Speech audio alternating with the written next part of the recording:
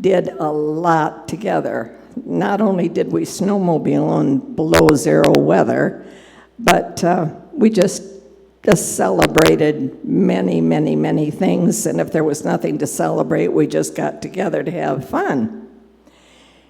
There were 32, as I say, or maybe I didn't say, of us in that group. 19 of whom went to their permanent homes before Marty did, and one, Harry Thomas, followed within a few days after Marty. So that means there's 21 of them now up there. All I can hope is when I visualize those friends, and they were such dear friends, that they're in a bar saving a stool for the 11 of us still waiting our turn.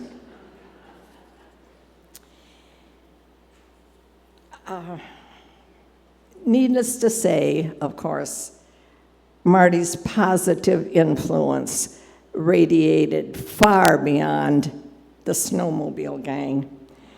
Coming first to my mind is her role as piano and voice teacher. The day that Rick posted Marty's death on Facebook, it started to light up with students posting their memories of Marty. Oh, they loved her, and she loved them. It was a mutual admiration society.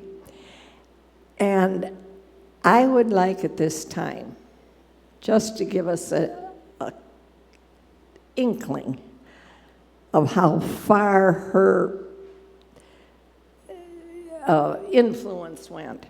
If you took either voice or piano lessons, or if you had a child who did, I'd like you to stand up right now.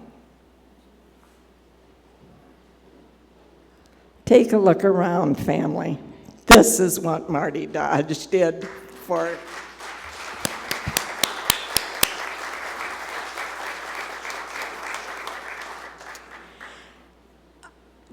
another area that Marty had such great influence was this very church where we are today. She sang at funerals, she sang at weddings, and in the choir. She played the organ, and she was the primary fundraiser when it was time to buy that beautiful organ that Rick played for us this morning. I remember at the time it was a little contentious issue in the church because there were a lot of people that didn't think that maybe they needed to make that outlay. But it was important to Marty, and she got it done. And I have to share just one funny thing about her organ playing that I did not know until about actually last Sunday. I had visited that day at the Presbyterian church with my friend because they were having a potluck and nobody cooks like the Presbyterians. So I went to their church that day, and after the service, I went to talk to Lillian Q and tell her again for about the 7th time how much I just love her piano or her organ playing and how inspirational it was. Well, of course, that led on then to Marty's organ playing, and Lillian said, yeah, Marty and I had a lot in common, and one of the things was that we're both little short people, and our legs it was really hard to reach the pedals. In fact, she said, one day, Marty actually slid off the bench when she was trying to reach the pedals. And of course, I laughed, and part of the reason I thought it was so funny is because Marty had such a way of laughing at herself. You know, we all do dumb, stupid stuff at times. And Marty just could laugh along with everybody else. And I can just imagine her up there now, chuckling. Yeah, you would have to share that story, wouldn't you? Of course, she had great influence with the ladies' musical group, of which we have many of you here today. She loved that, and they loved her, I know. Also, as a neighbor, she didn't just live near someone, she made herself part of their life and their life a part of hers. She was there whenever they needed help or just needed a friend. Marty was always there. Such a great person for that. And finally, the PEO Sisterhood. That's a group, an international group of women that support higher education for women throughout the world. And Marty was very active in that group. And when she and Dave moved to Henderson, she became a member of the PEO group there in Henderson, and I understand made many good friends there too. Marty is, of course, no longer with us in body, but her values and influence will be forever in the hearts and minds of all who loved her. Until we meet again, Marty. Thank you.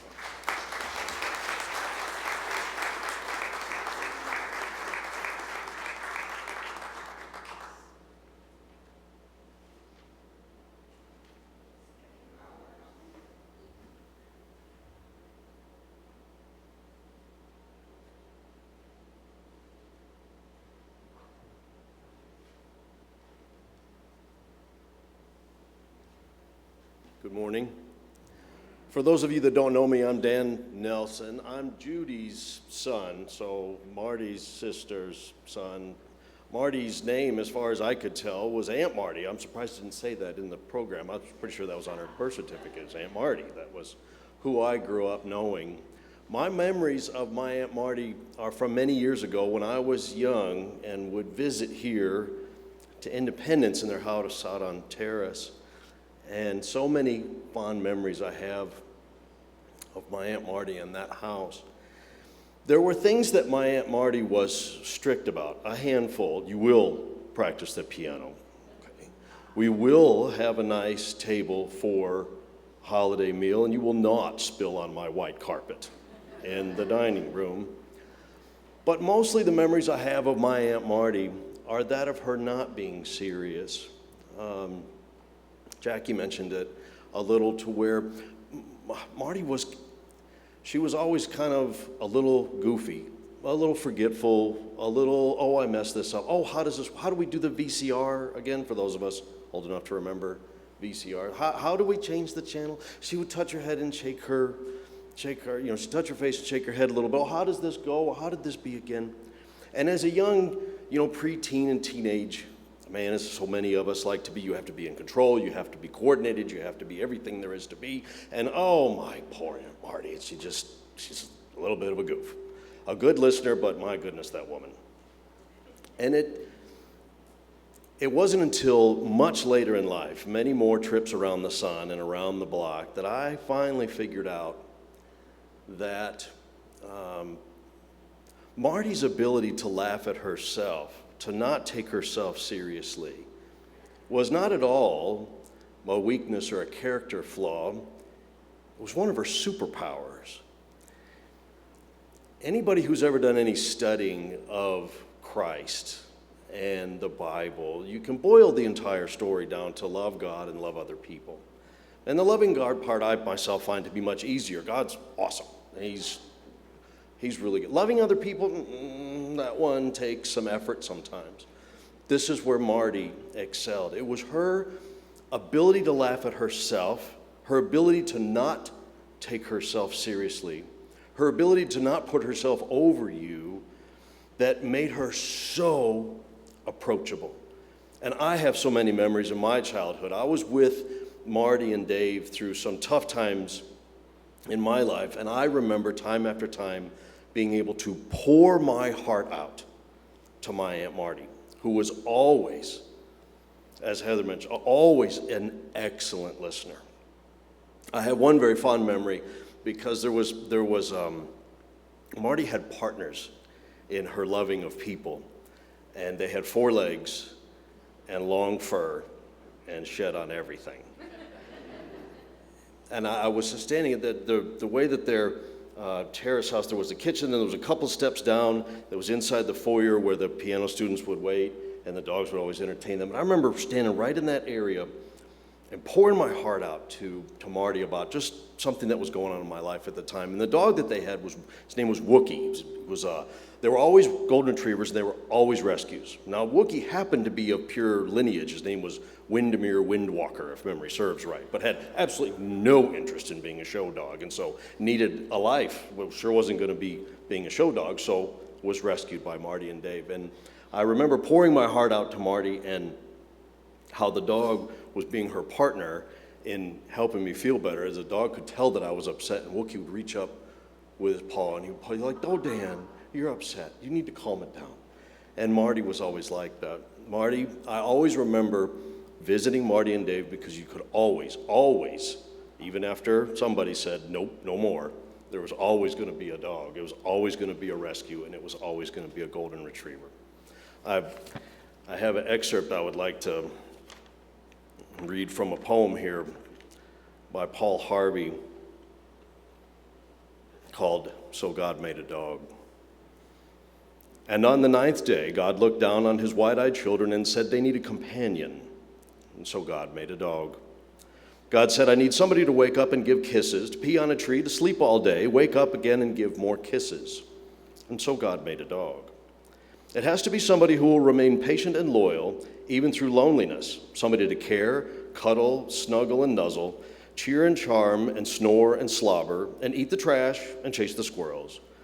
Somebody who would bring a family together with the selflessness of an open heart. Someone who would bark and then pant, and then reply with a rapid wag of a tail when their best friend says, let's go for a ride in the car. And so God made a dog.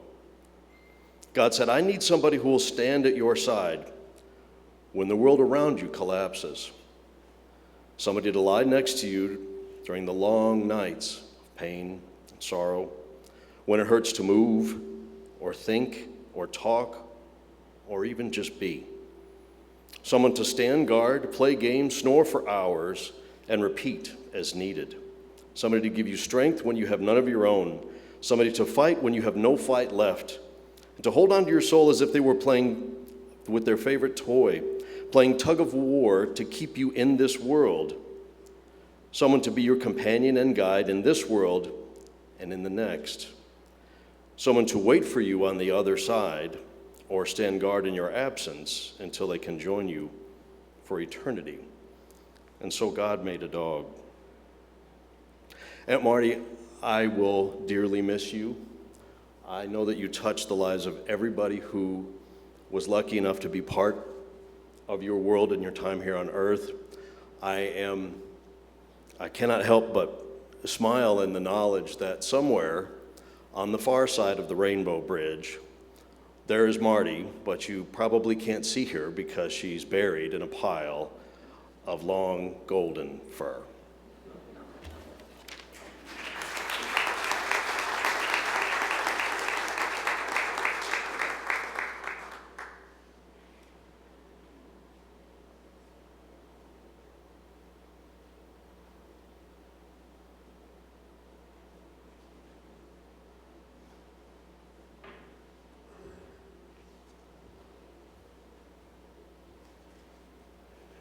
Good morning. My name is Kara Osben Vandenberg, formerly.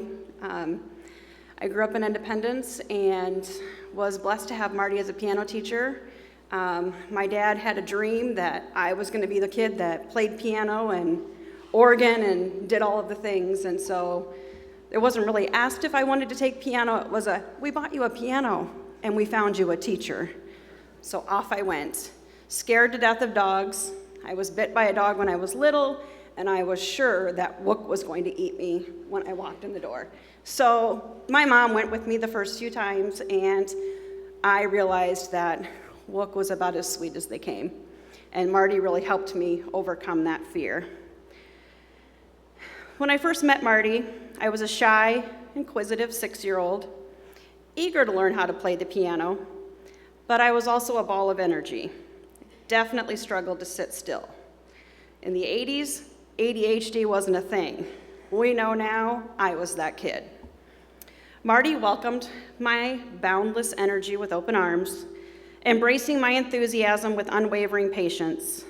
She taught me the basics of piano, teaching me how to curve my fingers like a paw, and gently correcting me when I struggled. I wasn't the most disciplined student, so my practice routine was minimal at best. And at the time, I was a pretty decent sight reader, so I was sure she didn't know. Marty had no idea. As a teacher myself now, I'm like, yeah, she knew. She definitely knew. But again, Marty met me where I was at and encouraged me to just practice more next time, and would usually just put the little hash marks in there of same procedure next week, continue on.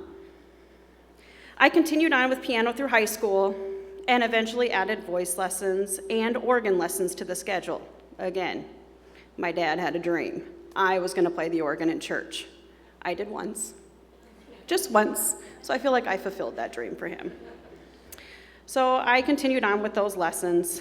But in high school, those awkward teen years, Marty, I think, filled the role of more of a mentor, probably a counselor at best. I think my mom paid for a lot of therapy sessions as opposed to piano lessons, but it's what I needed at the time. And as we've all heard today, Marty was an excellent listener.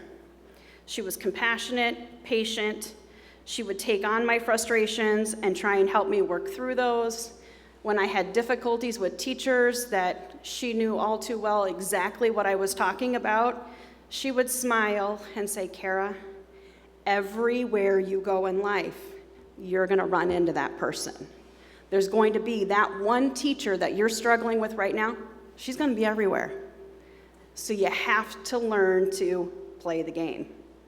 And my own children will tell you that I have told them throughout their life, as Marty always taught me, you have to play the game. It's life. And I did. I learned from Marty that I couldn't always say what was on my mind, even though I really wanted to just say what was on my mind. Marty helped curb that a little bit and say, Kara, there's a time and a place. You can come and talk to me, but don't just say it in the moment. I'm still working on that, still a work in progress, but I feel like I've gotten better over the years because Marty sits right here with me saying, Kara, play the game. So I try. She always validated my feelings while also reminding me of the hard reality that I was going to encounter these people every day. Her wisdom and guidance shaped my path in many ways. She saw things in me I didn't see in myself, and encouraged me to reach for goals I often thought were out of my grasp. Marty's support went beyond being my piano teacher. She was always there to lend an ear, offer advice, and share a laugh. Marty had a way of making every lesson feel like a conversation between friends, where the music was just one of the many topics we explored together. Her warmth, kindness, and genuine care for my growth as both a musician and a person were truly remarkable. My connection with Marty was special, and we continued to keep in touch over the years through occasional visits, phone calls, emails, and letters. Every time when it was time to go, Marty would be sure to say, I love you and I miss you.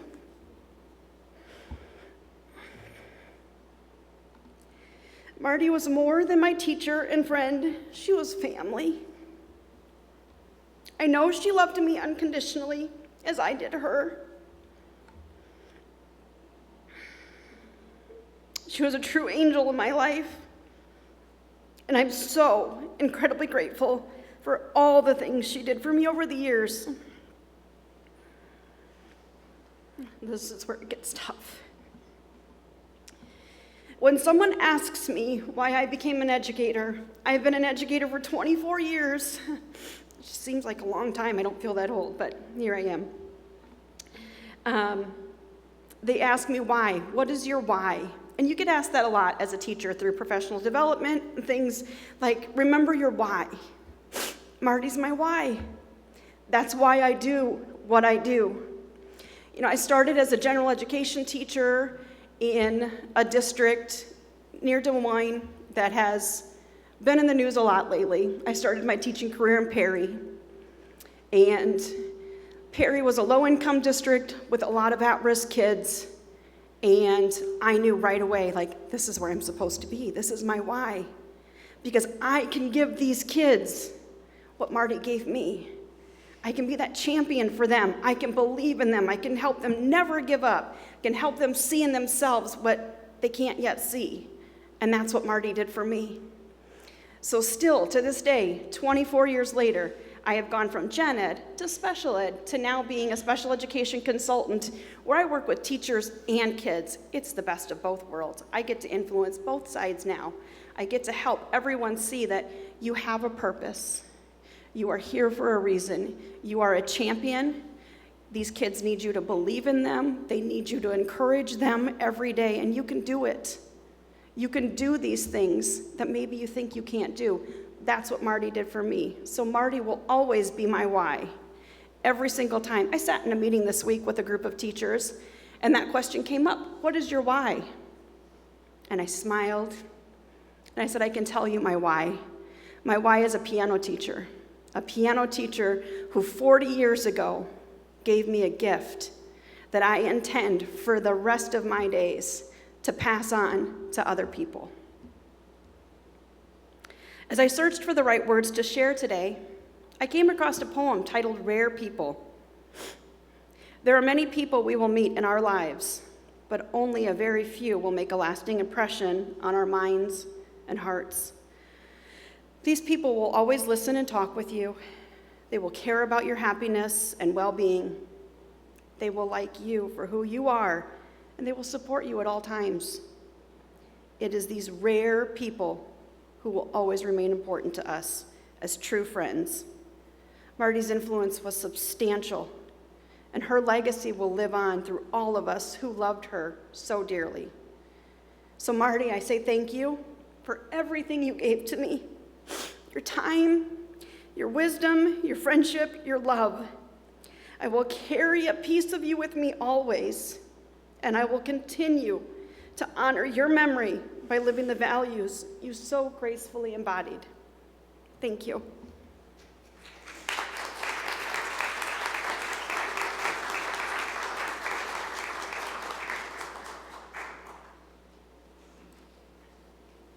Hello, my name is Michelle Ficken, and I'm honored to get to introduce the Ladies Musical Society, which Marty Dodge was a part of for 60 years.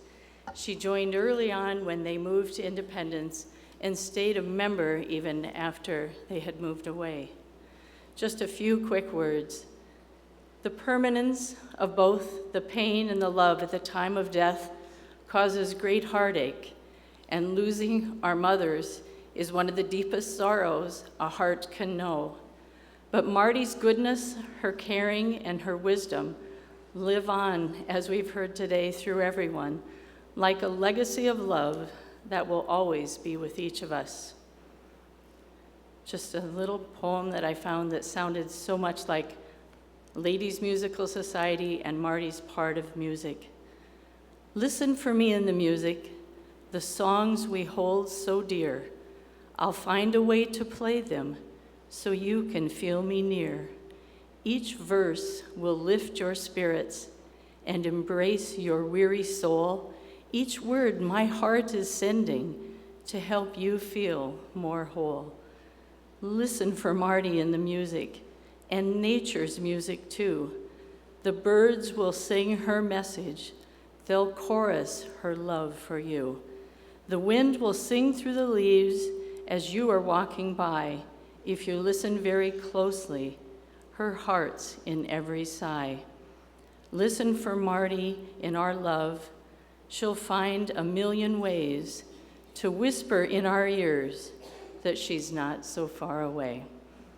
Ladies Musical Society has a beautiful song.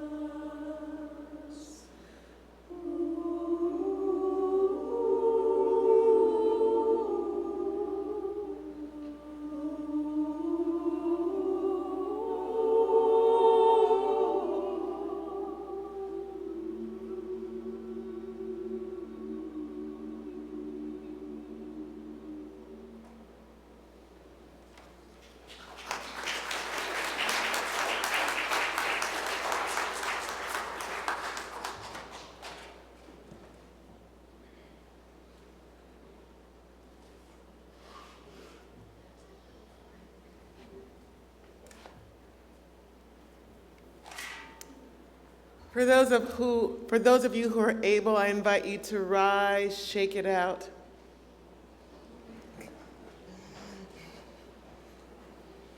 Yes. People who are touched by Marty, there are lots of you. Okay, thank you. Beloveds, now it's time for you to share some brief comments about Marty. She loved lots of people, she touched lots of people, and there are lots of you here. And we want to hear from everyone who wants to share a little something. So that we're not here past dinner time, keep your remarks as short as you can, but say what you need to say, please, because we don't want anybody leaving feeling sad. I didn't get a chance to say what I wanted to say, so please do. You're welcome to come here and share your words, or Jordan will bring the microphone to you. So please don't be shy, because Marty is listening, and she wants to hear from all of us. Who will be the first? Going once, who will be the first?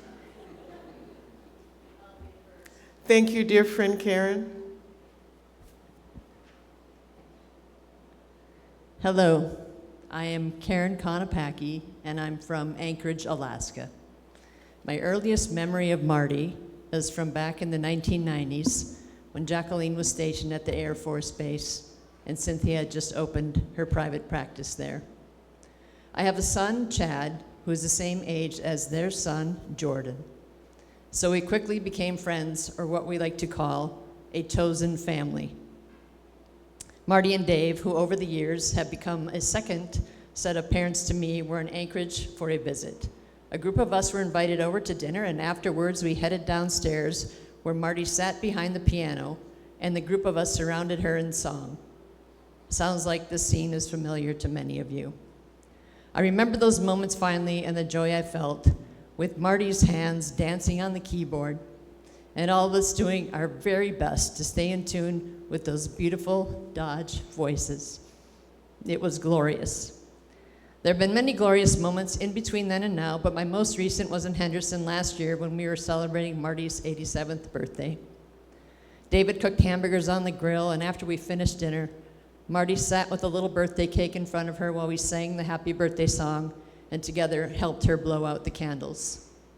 The thing that struck me the most that evening and the many years prior, as she struggled with pain and mobility, was Marty's ability to rally in those moments, which were not easy for her, but also not easy was how her family rallied day in and day out to love this amazing woman with so much patience and grace.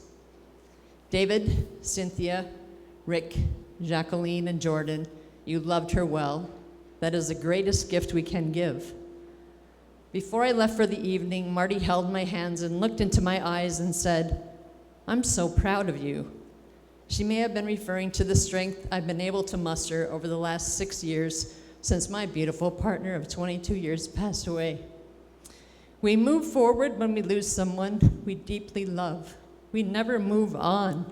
And so I say to the entire Dodge family, my family, and to all of you, I'm so proud of you. And Marty would be too, as you both grieve this enormous loss, but start your journey to move forward with so much strength, grace, and love.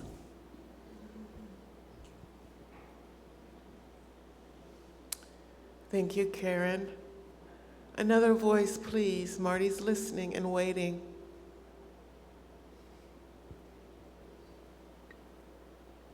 Hi, I'm Irene Butterfield, and I was a friend of Marty's for many years, and she was a true friend, my piano teacher, few vocal lessons, but most of all, I want to thank her for introducing me to this wonderful wine that she liked.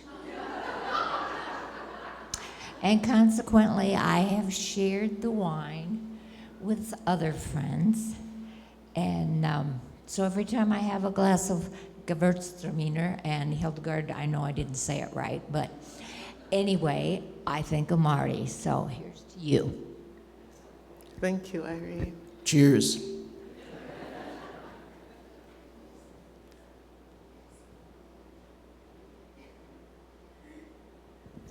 Hello, friends and family. My name is Vicki McClintock, and our daughter Heather, who had a little testimony today and a little music for you.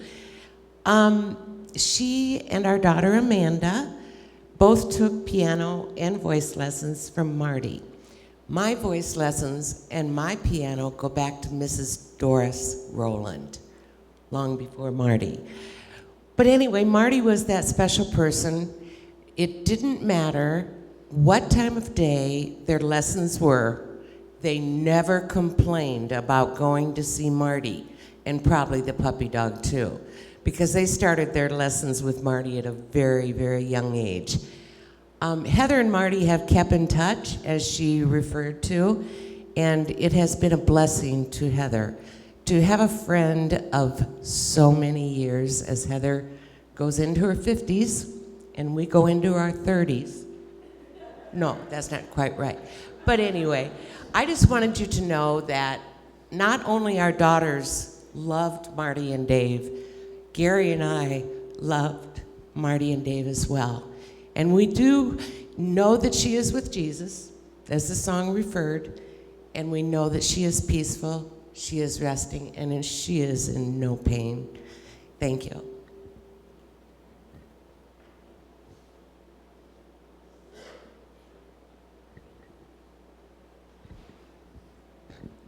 I wasn't going to do this. I unfortunately could not take music lessons from Marty or voice. They always asked me what I did with the money my parents gave me for those lessons. I can't carry a tune in 2 buckets. But I'm the mechanical one. I'm Steve Johnstone. I'm Judy's husband.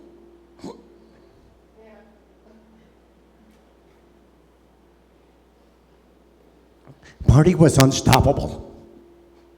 And I do mean unstoppable. With all her ailments and afflictions and hips and arms and knees that were bothering her, she never wanted to stop. We would go out to visit, and the first thing she wanted to say is, where can we go?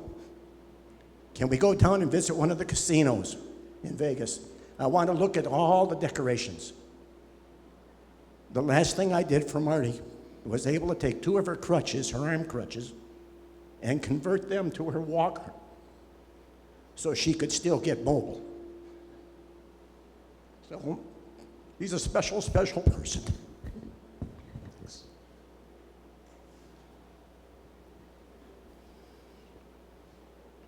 Jordan can walk to the far back, too, if there's anyone way back there that'd like to make a comment.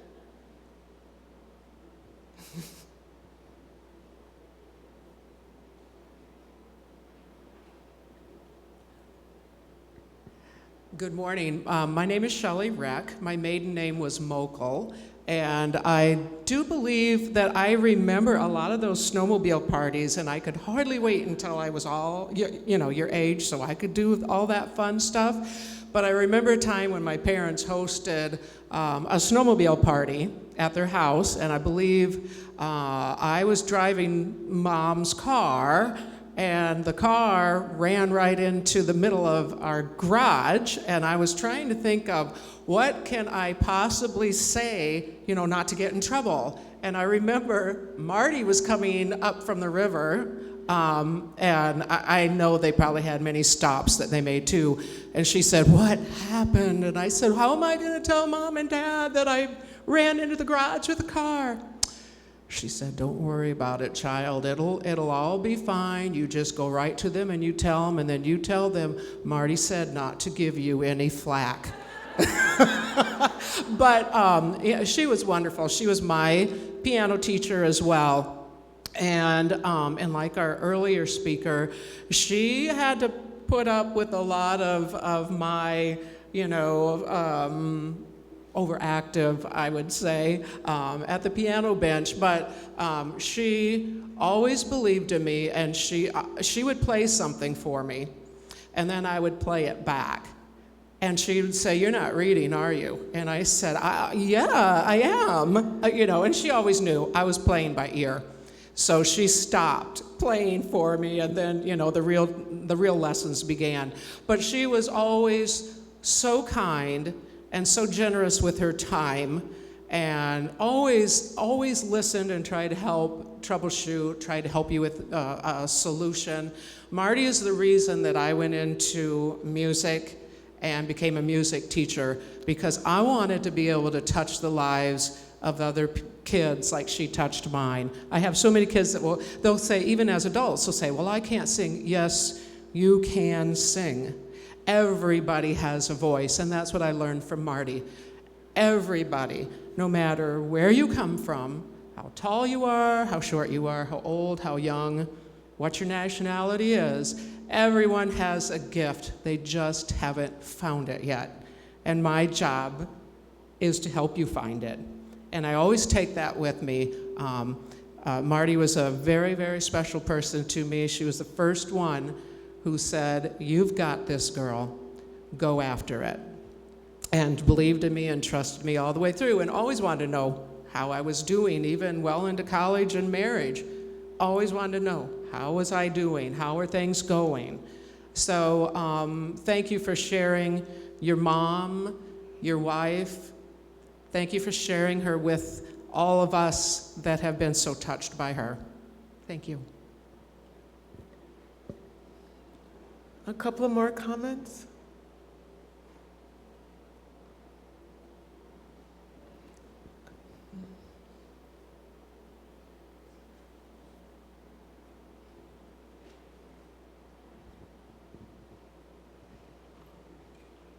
Hello. It's so wonderful to see all the people that we have got to know through our daughter taking piano lessons. As all of you who are parents who know your children took piano lessons and through their teens they practiced, if they did, you never heard it. We would talk to Marty, and Marty would say, I know she's not practicing. Send her over. I want to see her anyway. And they had such a wonderful rapport, and it was worth the, I don't know, back then, 50 cents we paid to have Sarah have the chance to be with her as a role model. And that's what meant more to us than if she could play the piano or sing. And now she's all grown up with her own sons, and she's listening to the same thing. Do I have to practice? Do I have to practice? And we are so grateful that she got to see two people who loved each other dearly, two kids who loved their mom and dad, and most of all, the golden retrievers for me. But she got to see what a real family was like. And the role model that Marty gave our daughter will never be forgotten. She was just worth seeing if she never played a note.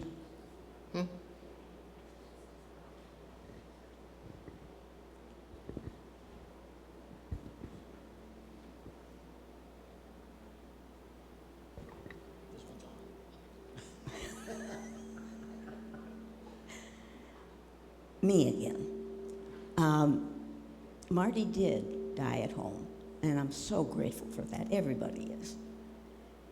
And the reason she was at home is because of David Dodge. He took care of her for years. The best caretaker I could ever imagine. And I'm so grateful to him, and I will be forever grateful to him for all that he went through.